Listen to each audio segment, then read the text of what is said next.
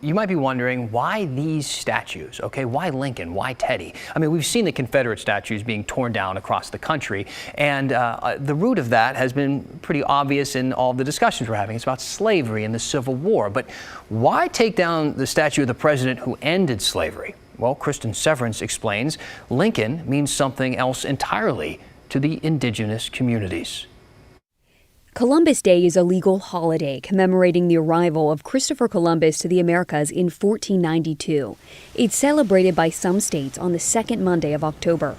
Other states, including Oregon since 2017, now commemorate the day as Indigenous Peoples Day, a day to recognize the mistreatment of Native populations after the arrival of Columbus. Protesters called Sunday the, quote, Indigenous Peoples Day of Rage. 200 people marched downtown. Some destroyed statues in Portland, including the Theodore Roosevelt and Abraham Lincoln statues in the South Park blocks, both in Portland since the 1920s. The Lincoln statue had Dakota 38 spray painted on its base, referencing the 38 Dakota men executed in 1862. According to historians, Lincoln approved the hanging of 38 Dakota men after a violent conflict with white settlers in Minnesota.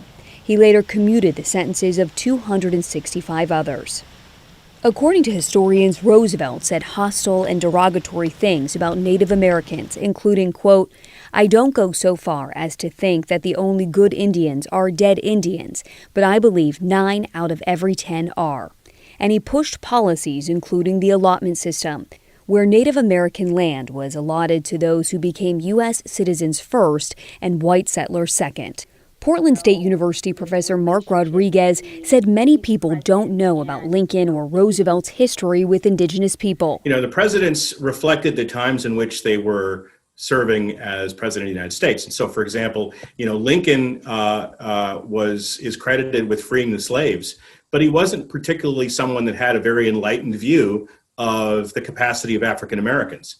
Today, we might think that some of his views about Native Americans and African Americans were racist. We would also say the same thing about Roosevelt. I mean, Roosevelt was a progressive. He did a lot of things when it came to government reform, but at the same time, he believed in what we would today probably refer to as white supremacy.